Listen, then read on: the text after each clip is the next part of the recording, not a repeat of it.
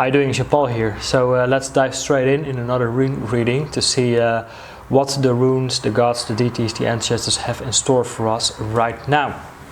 So the first rune that I got, it's a reversed Kenauz. Kenaz represents the torch, the fire that we need to guide us through the darkness. It's also the symbol of knowledge. Because when we hold a torch, we will find our way through the darkness. But when it's reversed, it means a blockage in our creativity, in our creative expressions, in our lack of inspiration, or the knowledge that we have is not really working for us here at the moment.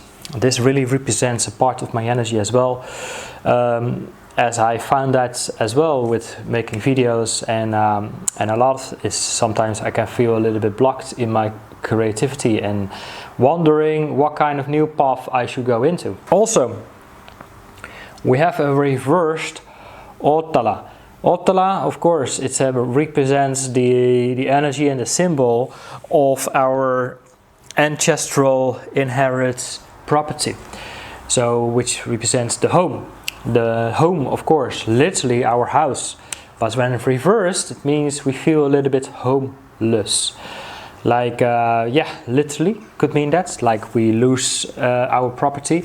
But it also really means is our family bonds and family patterns. This is all part of the inherited. And when that is not very clear, you know, like what is really our inherit and ancestral base, you know, we can feel left out a little bit in the cold, wondering who are we really in essence. And the home, of course, is also part of where we feel at home, you know, safe, secure, protected, guided, and have a strong sense of self and identity.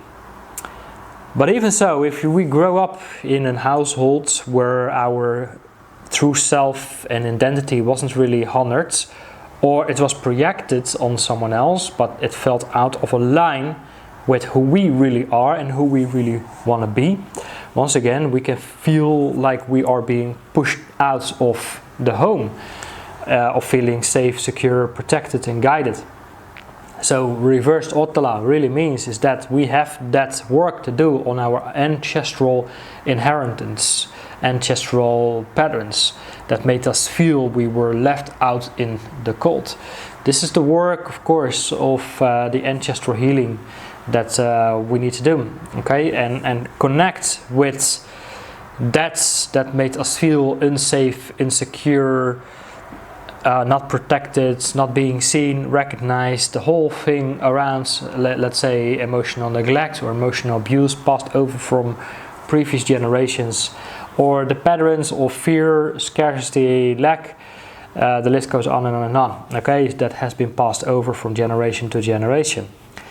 Now, if we go through this is the work that we are doing, we can move really further into two more highly positive and very powerful runes, which is that of the Ingwaz.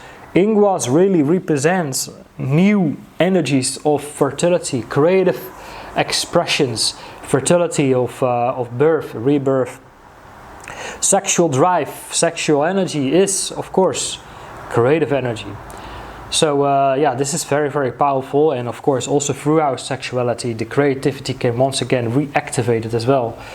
But we must go through this work as well. Where there is a will, there is a way, is what we like to say, especially with the first two. Is we have to break through that, and when we break through that we are entering, of course, the energy of the Ingwaz, and then finally the energy of the Sowilo. Sowilo literally means the sun, divine light, new sources of inspiration, feeling guided, feeling protected, or also more like we receive the inspiration that we want to express to the world. So very, very beautiful, very, very powerful. But this requires work as well.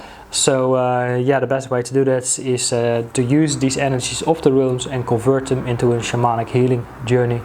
And this is also, of course, something that you can experience for yourself as well. if of course you also seek for guidance, support, insights within your own soul's journey. Of course, you can find the links here in the description if you want to book a one-on-one session. So with no further ado, let's go ahead and let's do a shamanic healing session based on these runes.